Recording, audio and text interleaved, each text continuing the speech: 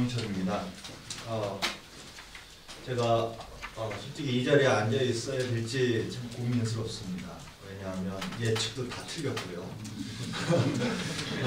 그리고 주요하게 선거에서 쟁점이 될 것이다 또는 영향을 줄 것이다라는 내용과 관련해서도 제가 다 틀렸습니다.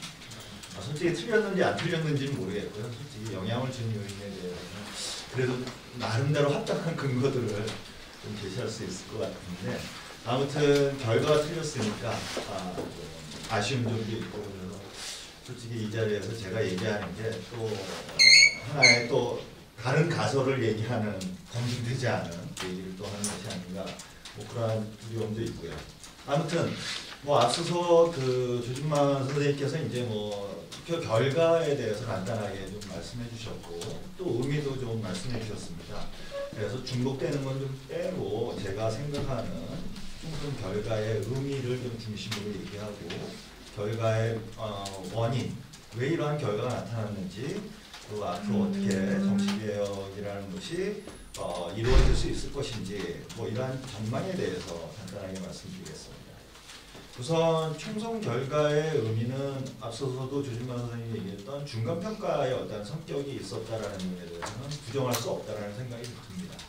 근데 이 중간평가의 성격이 저는 오히려 중간평가의 성격보다는 오히려 2016년, 17년의 촛불혁명이라고도 얘기할 수 있는 국민들의 어떤 그러한 간절한 개혁에 대한 믿음 또는 간절한 소망, 이러한 것들이 아직까지도 연속선상에 있지 않는가. 저희가 이제 지방자치선거를 통해서 그러한 소망은 일정 적어졌다라고 생각을 했는데 그렇지는 않은 것 같습니다.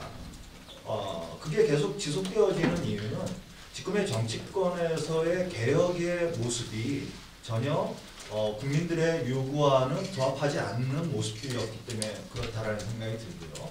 그것이 제1야당이 어떻게 보면 미래통합당의 그러한 참패로 끝나는 결과가 만들어지지 않았는가라는 생각이 듭니다. 즉 다시 말씀을 드린다면 오히려 정권에 대한 심판보다도 국민들은 변화되지 않는 보수에 대한 심판, 야권에 대한 심판이 이루어졌다. 근데 이게 단순하게 보수 야권만이 얘기가 되어지는 것이 아니라 바로 진보 야권도 마찬가지로 얘기되어지고 중도 정당을 표명한 정당들에 대한 그러한 심판이 이루어졌다라고 봅니다. 그것은 뭐 여러분들한테 일일이 설명을 안 드려도 잘 아실 것 같아요. 쉽게 중도라고 자칭했던 사람들이 이합집산하는 그러한 모습들을 보면서 과연 우리 정치가 이런 모습을 계속 반복해야 되는가라는 그러한 문제의식을 가졌을 것 같아요.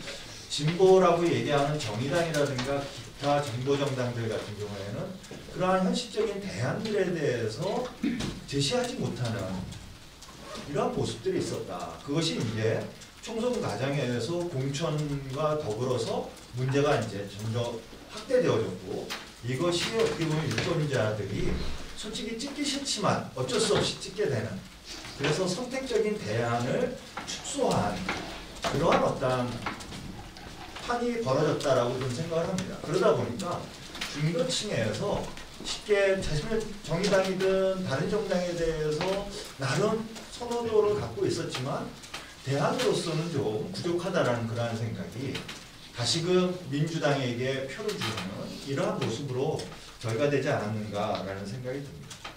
그래서 향후 어떻게 보면 이 총선 결과는 우리가 국회에서 양당 체제라고 얘기하지만 솔직히 저는 양당 체제는 아닌 것 같습니다. 지금 보수의 완전히 괴멸은 아니더라도 참패이고, 그래서 일강 일중 다약의 어떤 구도가 만들어졌다라는 생각이 들고요. 근데 이게 긍정적인 효과로 좀 보수의 개혁 또는 혁신, 그래서 진짜 참다운 보수의 모습을 갖게 되면 참 좋을 것 같은데 그러진 않을 것 같습니다. 오히려 더 이렇게 얘기하면 안 되겠죠.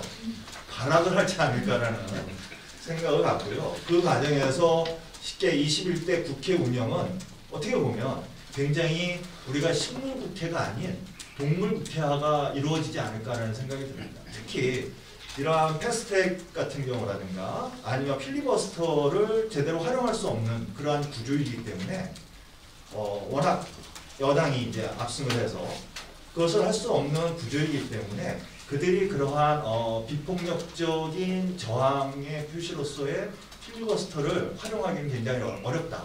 따라서 그러면 그들이 할 수 있는 방안은 단 한 가지, 물리적인 저항밖에 없다. 또는 방해밖에 없다. 뭐 이런 생각이 듭니다.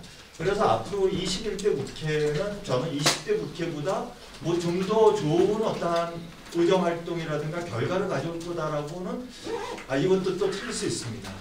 예, 제가 항상 열심히 틀리는 그래서 그러한 점들이 좀 보여질 것 같다라는 생각이 듭니다. 따라서 이거는 어떻게 보면 대통령의 리더십의 영향이 굉장히 클 거다. 대통령이 그 야당들을 얼마나 포용하려고 할 것이냐에 따라서 솔직히 민주당은 저는 그런 포용 능력은 없다고 봅니다. 하지만 대통령이 그것을 어느 만큼 포용하려고 하느냐에 따라서 그러한 어떠한 난립되어지는 것들을 홍맥상을 어느 정도 안정화시킬 수 있지 않을까. 그 리더십을 보여줬을 때 차기 대선에서는 좀 더 긍정적인 결과들을 가져올 수 있다. 하지만 그 리더십을 보여주지 못하면 차기 대선에서는 또 반대되는 영향들이 또는 효과가 보여질 것이다. 뭐 이런 생각이 듭니다.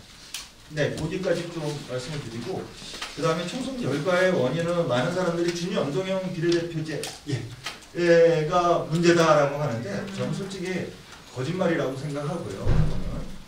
연동형 비례대표제가 문제는 아니고요. 그걸 이용하는 사람들이 그거를 오용하고 남용하고 또는 왜곡시킨 것이 이제 문제라는 생각이 듭니다. 즉 비례위성정당을 만든 두 정당은 분명히 책임을 져야 된다는 생각이 들어요. 아무리 다수를 차지했어도 책임은 져야 된다라는 생각이 들고요. 두 번째로 이 압승이 이루어졌던 것은 방금 전에도 말씀드렸던 군소정당의 부재입니다. 즉 대안을 마련하지 못했다.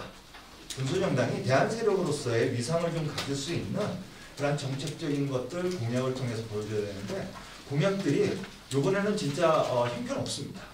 뭐가 쟁점인지는 모르겠어요. 뭐가 그들이 앞으로 4년 동안 어떠한 나라를 만들지 또는 어떠한 정치를 만들지에 대한 비전을 보여주지 못했다라는 생각이 듭니다. 단지 그냥 코로나를 어떻게 할 것인가 뭐 이러한 얘기와 등등 몇 가지고요. 그래서 그런 것들 그 다음에 이제 뭐 막말 파동 등 네거티브가 이제 뭐 쉽게 미래통합당에 굉장히 부정적인 영향을 미쳤다는 생각이 들고요. 향후 전망은 뭐 저는 정치 개혁을 좀 더 강화시킬 수 있는 계기가 돼야 된다는 생각이 들고요. 그래서 우선 선거제도 개혁에 대한 얘기가 아마 시작되지 않을까라는 생각이 듭니다. 그때 우리가 연동형을 포기하는 것이 아니라 연동형을 보다 확대하는 비례의석을 보다 확대하고 대신 위성정당의 등장을 막을 수 있는 선거법이 만들어져야 된다. 또는 정치관계법이 만들어져야 된다. 그래서 지역구에만 출마하는 정당에 대해서는 불허하고 이게 뭐 너무 강제적일지 모르겠지만 지역구에 출마하는 정당은 무조건 비례도 후보를 낼 수 있게끔 하는 이러한 방식의 선거법을 좀 만들어서 제가 독재적인 어떤 성격을 좀 갖고 있습니다. 그래서 그러한 부분들, 그 다음에 이제 양당제로 회귀된 것들을 좀 극복할 수 있는 그러한 방법들을 좀 모색할 필요가 있고요. 다음 이제 마지막으로 좀 중요한 거는 이러한 양당 구조나 또는 민주당의 그런 압승에 의해서 구조적인 어떤 국정 운영이 이루어질 때 문재인 정부의 개혁 과제에 대해서는 철저하게 잘 수행하려고 노력할 거지만 그 외에 사회적인 요구들, 청년 문제라든가 기후 문제라든가 불평등의 문제라든가 불공정에 대한 문제 이러한 문제들은 간과될 가능성이 높다. 따라서 이러한 문제에 대해서 시민사회는 지속적으로 그러한 제1당에 대해서 압력을 넣고 또는 군소정당들도 그러한 문제를 이슈화시키고 쟁점화시켜서